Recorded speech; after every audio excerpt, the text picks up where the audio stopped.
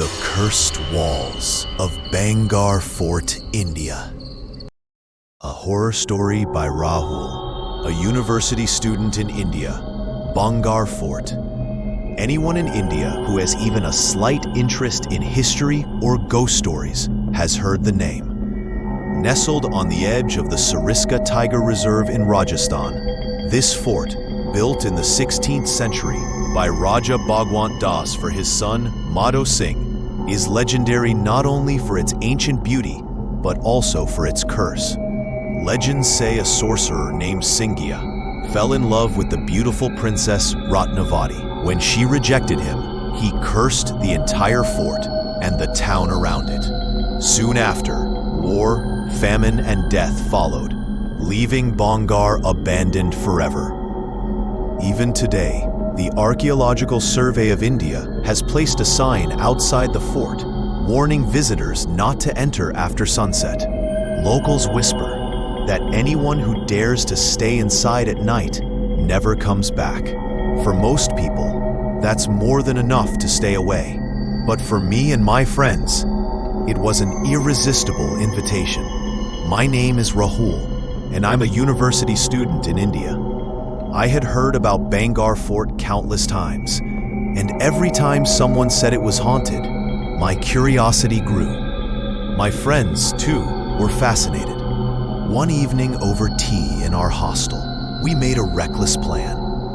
"Let's go tonight," Arjun said, his eyes lighting up. "We'll sneak in, just once. Who else will ever get this chance?" We all laughed at first, but by the time the sun set, our group of four, me, Arjun, Samir, and Priya, was on our way to Bhangarh. The drive took several hours, and by the time we neared the fort, the roads were empty.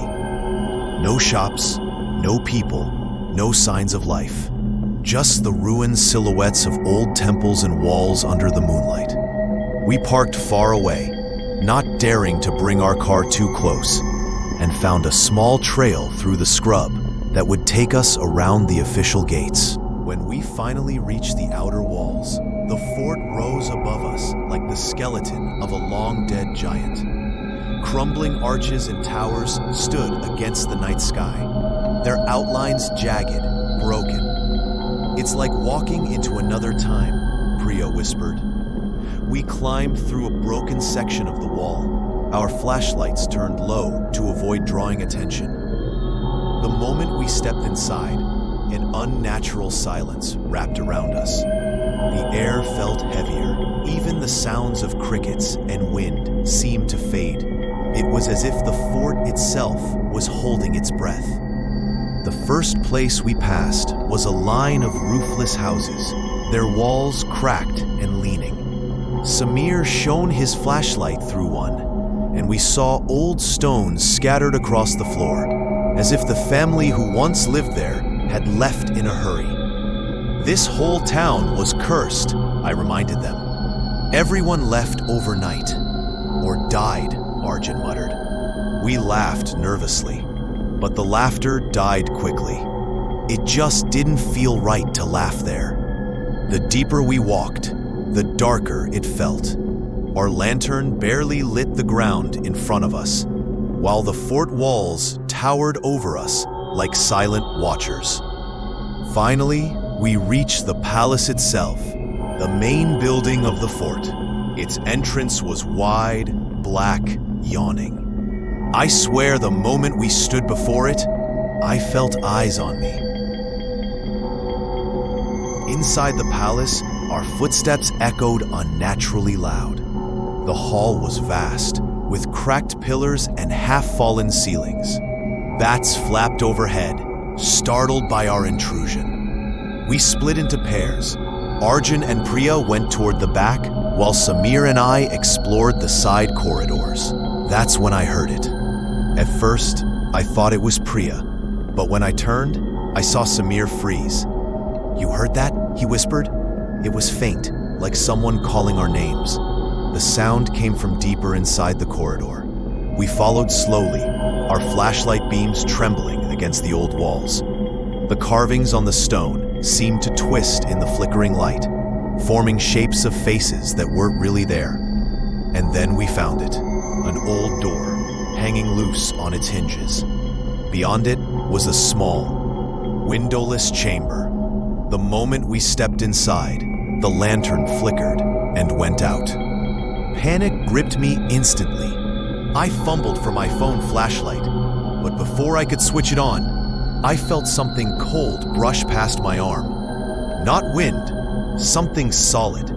I froze. Samir gasped beside me. "Let's go back," he whispered.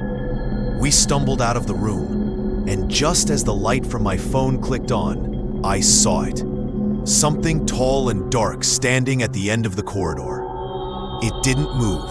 It didn't make a sound, but its presence was suffocating.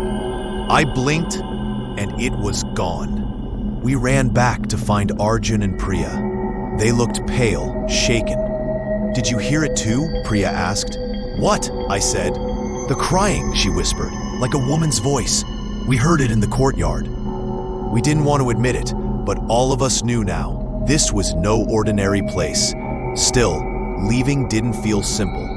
Something about the fort made it hard to turn our backs, as if it wanted us to stay. We gathered in the central courtyard, under the broken towers that rose above us like jagged teeth.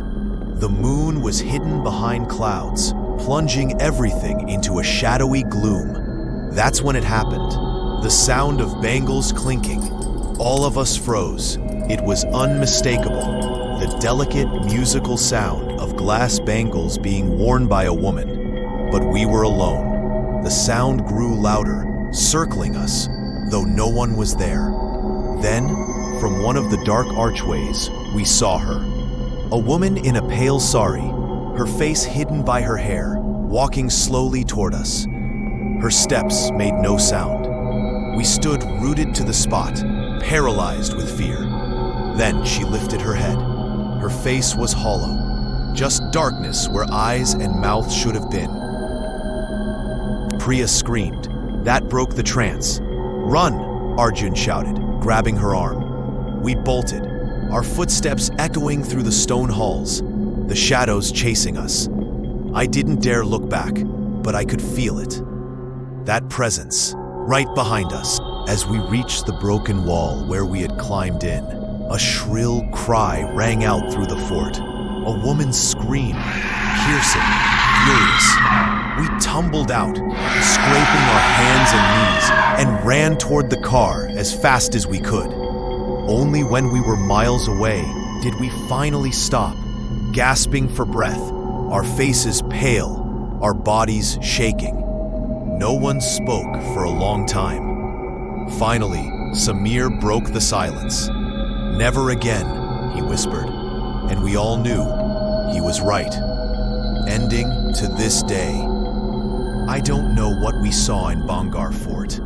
Maybe it was just our imagination, fueled by the legends. But deep down, I know it wasn't. Because even now, when I close my eyes at night, I can still hear the faint sound of bangles clinking in the dark.